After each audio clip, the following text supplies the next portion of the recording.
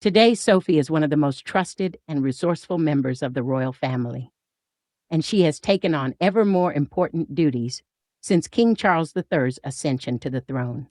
Just this month, the Duchess of Edinburgh represented the crown on an official visit to Bosnia to mark the 30th anniversary of the Srebrenica Genocide. But long before she was well versed in the complex rules associated with royal etiquette, Sophie faced the daunting task of getting to know the family. Writing in his new biography of the Duchess's life titled Sophie, royal author Sean Smith has lifted the curtain on her first visit to Windsor Castle while she was dating Prince Edward. Here he revealed the Queen's alleged first impression of Sophie, remarking that you wouldn't notice her in the crowd. And while quite a stinging comment, it was far more complimentary than first meets the eye.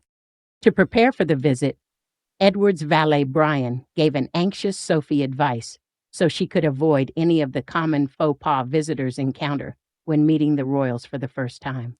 Smith highlighted one particularly common mistake people make at the end of a meal when diners receive a crystal bowl of water for cleaning their hands with a knife to cut up fruit on offer.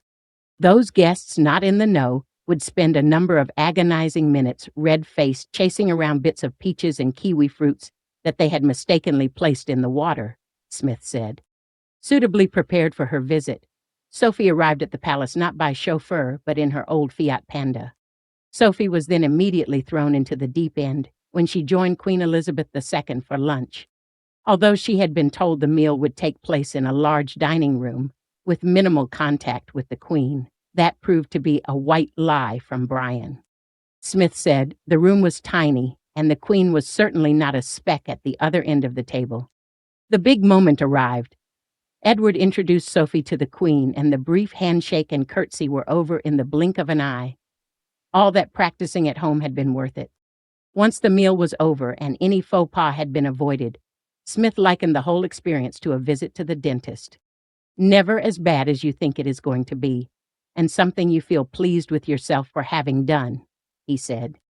Sophie was, however, then gifted the opportunity to see her future mother-in-law in a much more relaxed environment, with the Queen's young grandchildren, Princess Beatrice and Eugenie.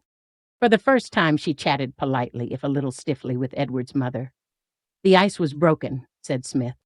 Smith then claims that Elizabeth was heard describing the future Duchess as someone you wouldn't notice in a crowd. As unflattering, borderline cruel as that might sound, it was a compliment, as the most recent additions to the royal family, Diana and Sarah Ferguson, were, according to Smith, tabloid gifts that kept on giving. It was greatly to Sophie's advantage to maintain a low profile. She would have to face intense media scrutiny in the future, but for the moment she could quietly establish herself as a dependable presence. Indeed, the media soon noticed the blossoming romance between the pair, which led to speculation that another royal wedding could be on the way. To quash the rumors, Edward wrote to several newspaper editors in 1993, denying any wedding plans and asked for privacy. The prince would go on to propose to Sophie in 1998, and they got married in St. George's Chapel in Windsor in June 1999. In her years as a working royal, Sophie reportedly became the Queen's favorite daughter-in-law, and she was the monarch's rock following the death of Prince Philip in 2021.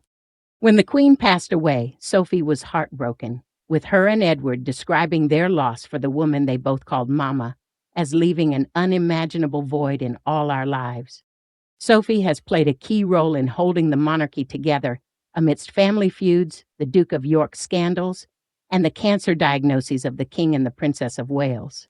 A patron of more than 70 charities and organizations, Sophie is especially recognized for her advocacy on issues including sexual violence in war-torn countries and sight loss awareness.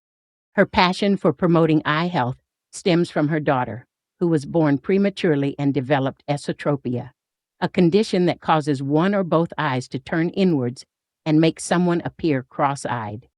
Known for her personable nature, Sophie has also made a name for herself in the fashion world, showcasing a notable evolution in her style. And since taking on the title of Duchess of Edinburgh in March 2023, her fashion sense has reached new heights.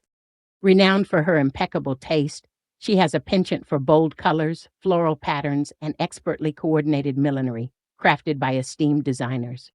Celebrity stylist Martine Alexander has a particular fondness for Sophie's polished style.